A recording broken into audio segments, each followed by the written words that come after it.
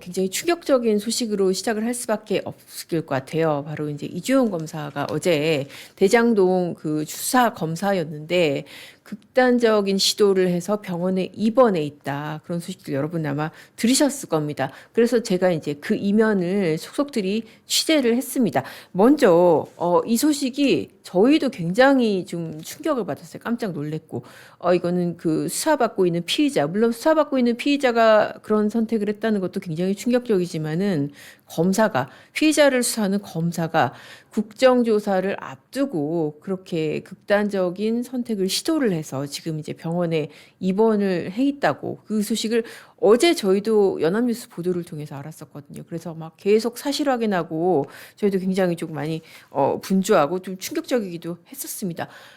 그런데 진짜 이 이주용 부장검사의 얘기는 그거였어요. 내가 죽어야지 내 얘기를 들어줄 것이다. 그 정도로 본인이 억울하고 정말 답답하고 내가 이 방법이 아니고서는 내 억울함을 풀 길이 없다. 그렇게 절박한 심정이었다는 것이죠. 자, 왜 이렇게까지 이 주변 사람들한테 얘기를 했는지 하나하나 제가 좀 풀어드리겠습니다. 먼저 이제 이주영 검사가 어떤 검사인지 한번 좀 얘기를 해드려야 될 것 같아요. 대장동 수사팀이 1기 수사팀과 2기 수사팀이 있습니다. 1기 수사팀은 이제 문재인 정부 하에서 수사가 이루어졌고 그 수사팀은 제가 좀 이따 말씀드리겠지만은 이 안고 없는 찐빵, 그러니까는 찐빵에서 안고에 해당하는 이재명 성남시장을 쏙 빼놓죠. 쏙 빼놓고 나머지 유동규를 최정점으로 해서 기소를 했던 그 수사팀입니다. 그리고 나서 이제 윤석열 정권으로 정권 교체가 되고 나서 이기 수사팀이 출범을 해서 다시 재수사를 했죠. 그때 이기 수사팀에서 수사를 했던 그런 검사입니다. 여러 가지 특수수사를 굉장히 많이 했고 사법연수원 38기인데 그 기수에서 굉장히 에이스였어요. 그래서 굉장히 대형 수사에 많이 차출이 됐던 그런 검사입니다. 이주영 검사가 몸이 굉장히 많이 안 좋습니다. 그래서 불과 지난달 16일이면 오늘 17일이잖아요. 한 달도 안 됐죠. 그 신장 암 판정을 받고 그때 16일에 암 절제 수술까지 받았습니다. 여러분, 암 판정을 받는 거, 요새는 물론 이제 뭐 암이 생존율이 높다고 하지만은 암 진단을 받는 것만 해도 정말 충격적인 거잖아요. 그런데 거기다가 그냥 뭐 어떤 투약이나 이런 치료도 아니고 암 절제 수술을 받았어요. 그런데 이런 사람한테 지금 동행명령장을 발부를 한 겁니다. 이것도 사실 한 번 그런 게 아니고 두 번이나 그랬어요. 그러니까 국정조사 이 청문회가 지금 2회에 걸쳐서 있었잖아요. 앞서 이제 대북 송금 이걸 중심으로 한 그 기관 청문회가 있었고, 그리고 이제 어제 청문회가 있었는데 지난 그 4일 청문회에도 이주영 검사한테 지금 암 수술 받고 병원에 누워 있는 사람한테 이 출석 요구서를 보낸 거예요. 그러니까는 그때 불출석 요구서를 냈습니다. 불출석 사유서를 냈습니다. 나 지금 암 수술 받아서 지금 병원에 있다라고 하니까 그때는 뭐 이제 민주당 쪽에서 오케이 그러면은 뭐 나와서 와라 그렇게 했었어요. 그런데 불과 지금 뭐 한 달도 아니고 뭐 보름도 안 돼서 지금 어제 청문회가 있었잖아요. 그러니까 원래 출석을 요구했던 게 4월 4일이고 그리고 나서 4월 16일 어제 청문회가 있었는데 어제 청문회를 앞두고 이제 또 출석 요구서를 보낸 거예요. 그러니까 지금 이주영 검사 입장에서 어떻겠어요? 내가 지금 수술 받은 것도 지금 한 달도 안 됐는데 다시 불출석 사유서를 냈겠죠? 그런데 어떻게 했는지 아십니까? 이게 사실 제가 이제 어제 취재를 한 내용인데 아니 이쯤이면 나았을 거 아니야? 그러면서 이 불출석 사유서를 안 받아줬다는 거예요. 그러면서 어떻게 했냐? 동행명령자를 보냈다는 겁니다. 여러분, 아니 지금 이게 감기입니까? 지금 감기가 아니잖아요. 암 수술을 받았잖아요. 암 수술을 받고 병원에 누워있는 사람한테 동행명령장이 뭔지 아십니까? 사실상 어떻게 보면은 이런 국감이나 이런 데 나오는 증인들한테 거의 체포영장 같은 거예요. 그러니까 출석 요구서는 당신 몇 월 며칠에 나와 달라라는 것이고 출석 요구서를 받고 안 나왔으니까 동행 명령인 겁니다. 너 몇 시에 나와. 안 그러면 우리가 끌고 갈 거야. 거의 이런 식이거든요. 아니 제가 얘기를 들어보니까 출석 요구서만 하더라도 받는 사람 입장에선 집에 그런 게 떡하니 붙어 있거나 이렇잖아요. 그러면은 마치 우리 집에 정말 압류딱지 붙은 것처럼 정말 가슴이 철렁 내려앉고 혹시나 애들이나 이웃이 볼까봐 정말 조마조마하고 그렇게 심리적인 충격이 크거든요. 그런데 출석 요구서도 아니고 지금 동행 명령장을 지금 엊그제 암 수술 받은 사람한테 지금 보냈다는 겁니다. 이거는 정말 이거 너무 심한 인권 침해 아닙니까? 그렇게 하다 보니까 이 이주용 부장검사가 안 그래도 정말 심리적인 충격이나 뭐 본인의 건강 상태 그리고 그동안에도 계속 압박이 있었잖아요. 남욱이 태세 전환을 하면서 이주용 검사, 자기를 수사했던 이주용 검사를 저렇게 마치 가혹 수사, 강압 수사를 한 것처럼 몰고 가니까 심적인 압박이 있었는데 동행 명령장까지 날아오니까 정말 해서는 안 될 극단적 선택에 시도를 했던 것이고 그래서 더 이상의 상황을 막기 위해서 지금 병원에 있는 그런 정말 처참한 상황입니다. 저는 지금 이런 생각이 들었어요. 근데 이게 만약에 지금 이게 민주당 주도로 해서 그 국조를 하잖아요. 만약에 국힘이 주도하는 국정조사에서 이런 일이 벌어졌다? 이것이 뭐 어떻게 됐을까요? 아마 국정조사 당장 스탑했을 겁니다. 그리고 민주당 의원들이 지금 이 조사에 관여한 의원들 뭐 서로 고발하고 난리가 나지 않았을까? 그런데 지금 국힘 어떻습니까? 지금 대표는 뭐 미국 가서 뭐 인증샷 찍고 있고 제가 지금 더 화날 것 같아서 더 얘기는 안 하겠는데 너무나 진짜 한심하다는 생각이 들고요. 그리고 이게 알려진 것도 사실 검사들이 먼저 밝힌 게 아니에요. 이게 그러니까는 제가 알기로는 이제 지난주 후반쯤에 있었던 일인데 굉장히 시시했었다고 그래요. 왜냐? 이렇게 본인이 이런 선택을 하고 이런 시도를 한 게 보도가 나면은 그게 좀 정신적으로 더 자극이 될까봐 쉬쉬하고 있다가 어찌어찌해서 연합뉴스가 취재를 하게 돼서 다른 타사 기자들도 확인을 하고 이제 그렇게 지금 알려진 상황이거든요. 그래서 이게 진짜 정말 있어서는 안 될 말도 안 되는 그 범죄자가 여기 와가지고 몇 천억을 좀 번 범죄자가 지금 피해자 코스프레를 하고 정작 정당한 수사를 했던 검사는 이 죽음으로써 억울함을 호소하는 그런 상황이 되는 겁니다. 자, 그러면 민주당은 지금 왜 뭐 때문에 이주영 부장검사를 불러서 그렇게 추궁을 하려고 했을까요? 그거 때문이죠. 그 2022년 9월에 남욱이 48시간 동안 구치감에 있었다. 마치 구치감에 있으면서 2박 3일 동안 깜깜한 지하에 있으면서 검찰의 가혹수사를 받은 것처럼 그렇게 얘기를 하는데 이 주용 검사에 대해서 제가 어제 한번 이제 여러 수사팀들한테 그리고 이제 이 사건 수사를 했던 사람들 또 38기 동료 검사들한테 취재를 해봤어요. 어떤 사람인지. 저도 사실 연수원 38기를 나왔지만은 제가 개인적으로 직접적으로 아는 사람은 아니거든요. 그래서 어떤 검사인지 취재를 해보니까 일단 경력으로 봤을 때 38기에서 꼭 손꼽히는 에이스이고 그리고 굉장히 좀 겸손한 스타일이라고 해요. 그래서 피의자들한테도 강압적이보다는 오히려 더 강압적이지 않아서 문제가 되는 그런 스타일이고 그래서 남욱한테도 이제 제가 알기로는 이런 일이 있었다고 그래요. 남욱이 사실 진술을 정권에 따라서 바꿨잖아요. 처음에는 뭐 이재명 관련성 이제 부인하다가 그 다음에 다 털어놓고 얘기를 했다가 그 다음에 또 정권 바뀌니까는 또 태세 전환을 해서 그런 상황이잖아요. 남욱이 어떤 사람이라는 거를 좀 어느 정도 짐작을 했던 것 같아요. 그래서 이주영 검사가 어떻게 했냐? 당시만 해도 그렇게는 다 안 했는데 조사의 전 과정을 다 영상 녹화를 했다고 합니다. 왜냐? 강압수사 없었다는 거를 지금 자기도 증거가 있어야 되잖아요. 증명을 하기 위해서 조사의 전 과정을 그렇게 영상 녹화를 했었다고 합니다. 자, 구치감에도 왜 있었겠어요? 본인이 출석 거부하니까 출석 불응하면은 체포영장 청구할 사유가 되잖아요. 우리 앞서 뭐 내란 사건에서 많이 보지 않았습니까? 그렇게 해서 체포영장 발부받았고 체포영장의 인치 장소 그러니까 데려다 놓을 장소가 구치감이니까 구치감에 있었던 것이고 그러면서 또 조사 과정도 투명하게 하려고 영상 녹화까지 했는데 도대체 무슨 어디 조작이 있고 어디 강압이 있습니까? 자, 지금 기가 막힌 일이죠. 자, 여기에 대해서 어제 이원석 검찰총장이 아주 통쾌하게 일가를 했습니다. 도대체 수천억 이익을 안긴 그런 항소 포기가 어떻게 지금 성공한 수사라고 했던 이 수사가 왜 감찰 대상으로 둔갑을 해서 이렇게 개별 검사들 성실하게 자기 일을 해온 검사들을 압박을 하고 죽음에 내모는지 정말 시원하게 일가를 했는데요. 그 내용을 한번 좀 보여드리겠습니다. 이원석 검찰총장이 이제 전 검찰총장이죠. 물러나서 이제 학계 그 카이스트에 있으면서 석좌 교수로 있으면서 어제 증인 소환을 받고 나와서 굉장히 후배들한테 굉장히 든든한 방어막이 됐어요. 사실 이 역할을 해야 될 사람은 이원석 전 검찰총장이 아니라 구자현 현 검찰총장 대행입니다. 그런데 대행은 지금 제가 좀 이따 말씀드리겠지만 아무 말도 안 하고 이렇게 정말 입 딱 다물고 팔짱 딱 끼고 있으면서 이원석 검찰총장이 그 역할을 했는데 뭐라 그랬냐. 그 항소포기에 대해 대장동 항소포기에 대해서 대장동 항소포기로 이 대장동 일당들은 형량도 안 올라가고 왜냐하면은 검사들이 포기를 했으니까 형량이 안 올라가죠. 그리고 범죄 수익 무엇보다 이게 제일 크잖아요. 범죄 수익 수천억에 이르는 범죄 수익 그대로 다 주게 됐죠. 남욱 지금 와서 강압수사 받았다고 주장하는 남욱 같은 경우에 이원석 총장이 그런 얘기를 했습니다. 남욱은 1억도 안 되는 돈을 넣고 1,000억이 넘는 돈을 받아갔다.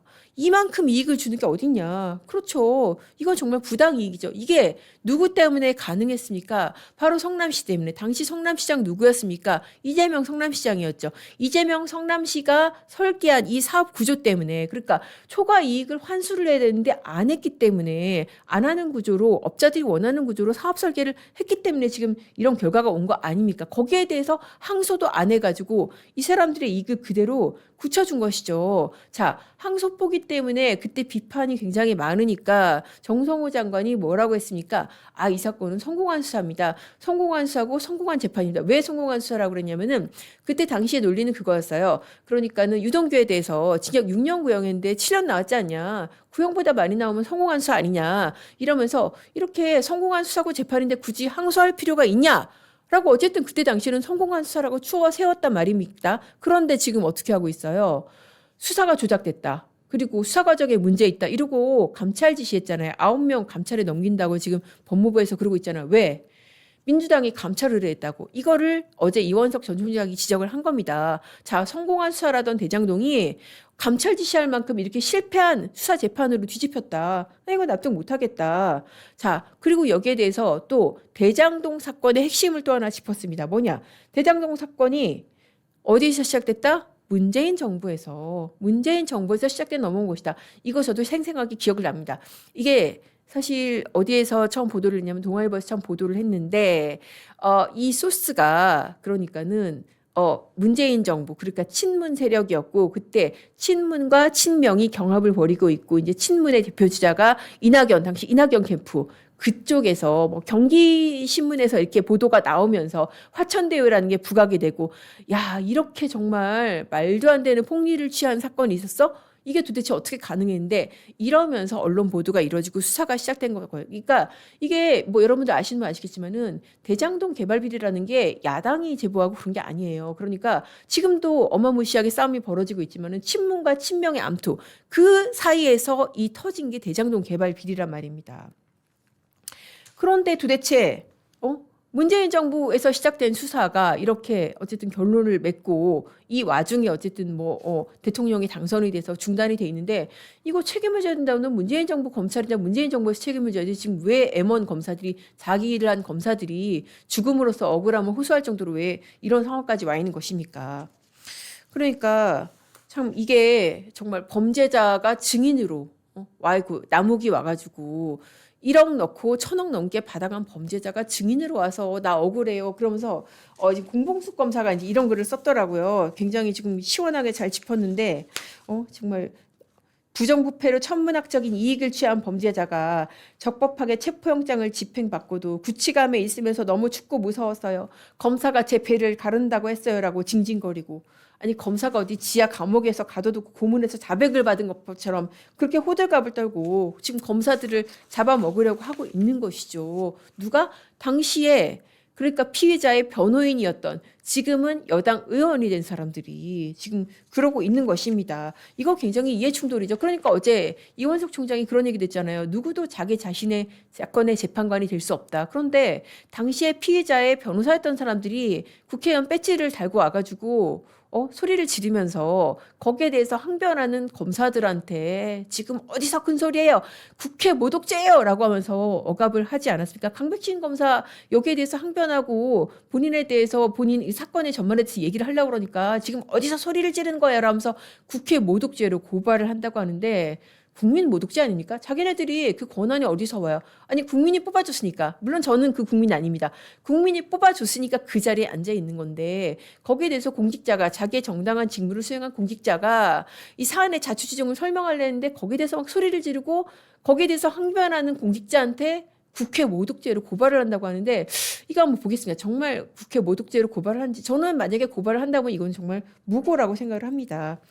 자, 그리고 이렇게 된 것은 지금 이렇게 한 검사가 죽음으로써 억울함을 호소하게 된 것은 이것은 예견된 인재입니다.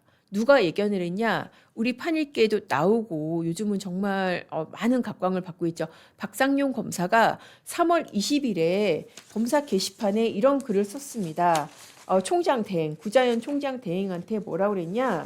지금 국정조사 이거 불법이다. 왜냐? 국정조사법상 진행 중인 수사나 재판에 관여할 수 없는데 지금 이재명 공소취소하려고 그러는 거 아니냐. 이거 불법이다. 국정조사 자체가 불법인데 여기에 우리 검사들이 증인으로 지금 채택이 돼 있다. 그럼 우리 나가야 되냐 어떻게 되냐. 대검에서 지침을 잘라.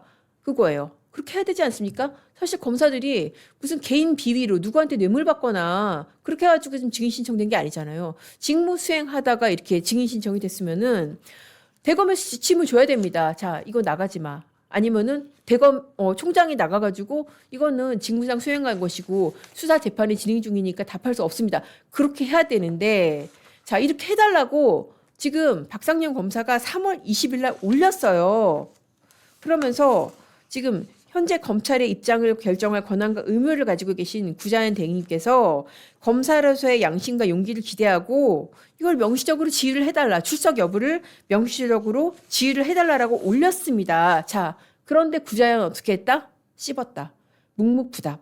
그러니까 박상영이 혼자 이렇게 외쳐도 묵묵부답 하니까 공봉숙 차장이 다시 3일 뒤에 글을 올렸습니다. 자, 국정조사 계획서 지금 본회의 통과했는데 아니 이거 개개인 검사 개인 비리가 아니라 옛날에 수사한 것 때문에 이렇게 고초를 겪고 정치권에서 공격받고 있는데 이거 어떻게 해야 됩니까?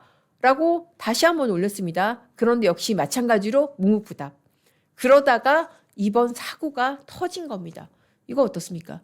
이거 검사가 그냥 개인의 어떤 우울증이라든지 소양에 따라서 이렇게 무슨 갑자기 무슨 극단적인 시도를 한 그런 거 아니죠. 여러 검사들이 박상용 검사 얘기했고 공봉숙 검사 얘기했고 그 밑에 여러 검사들이 댓글로 빨리 입장 달라, 빨리 대책을 세워달라라고 했는데 묵묵부답하다가 결국 암 수술을 받고 병원에 누워 있는 검사한테 동행 명령장이 가서 그런 극단적인 압박, 극적인 압박감에 지금 시달리다 못해서 검사가 자살 시도까지 하는 이런 상황까지 지금 온 것입니다. 정말 끔찍한 상황이고 이게 바로 대한민국의 붕괴 현장입니다. 그래서 정말 오늘 이제 공봉숙 검사가 이 상황에 대해서 글을 한번 올렸더라고요. 다시 너무 뭐 게시판에 많이 동장해서 조금 뭐 명구스럽긴 하지만은 이 말을 안 할 수가 없다라고 하면서 이 부장님의 퀴유를 빈다라고 그렇게 얘기를 했더라고요.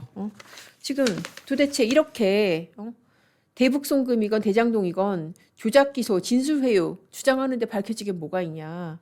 지금 법정에서 다 죄가 증명이 됐는데 이걸 피해보려고 범죄자들하고 변호인하고 자극적인 선동을 지금 계속하고 있는데 도대체 밝혀진 게 뭐가 있냐. 그거죠. 밑도 끝도 없이 조작기소라면서 확정된 사건을 뒤흔들고 있는데 도대체 수뇌부는 뭐 하는 거냐. 다시 한번 수뇌부를 질타를 합니다. 그러니까 남욱이 얘기했던 배를 가르겠다고 했다.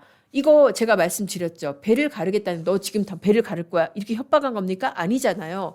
그러니까 굉장히 수사적인 표현이잖아요. 자, 우리가 환부만 예리하게 도려내는 수사를 할 수도 있고 아니면 배를 갈라서 내장을 다 꺼내는 이런 식의 수사를 할 수 있는데 이런 식의 수사는 하면 안 된다. 그러니까 속전속결로 정밀하게 가자. 이런 취지에서 한 것인데 지금 이거를 갖다가 검사로부터 배를 가르겠다는 협박을 받았다라고 주장을 하는 거잖아요. 근데 공봉숙 검사가 뭐라 그러냐면은 얼마 전에 보니까 이정현 고검장은 대표적인 친정부 검사입니다. 이정현 고검장도 얼마 전에 환벌을 도려내는 수사 그거 말씀하시던데요. 그렇게 일가를 하는 겁니다. 자, 이런 상황에서 이게 검찰에서 즐겨 쓰는 표현법이니까 이거 모르는 법조인이 어딨냐. 최종 말씀드렸잖아요. 그렇죠? 그러니까 아까 또 제가 말씀드렸던 어디 감히 검사가 국회의원한테 언성을 높이냐. 이 부분에 대해서도 정말 국회의원 자질에 앞서서 인격을 의심하지 않을 수 없다라고 그렇게 통렬하게 일가를 하면서 정말 동료들이 내가 이거를 뭐 쓸까 말까 고민을 했는데 그래도 이런 상황에서 동료들이 정말 숨죽이고 눈치를 보는 것보다는 말은 못했지만 지금까지 말은 못했지만 우리 모두가 당신을 그러니까 이주용 부장검사 걱정하고 있다. 너 억울한 거 다 안다. 할 수 있는 게 없어서 화가 나 죽겠다라고 말해주는 게 그래도 훨씬 나은 것 같아서 이 글을 쓴다라고 하면서 제목이 그거예요. 이 부장 쾌유, 이 부장 쾌유를 빈다. 저도 쾌유를 빌겠습니다.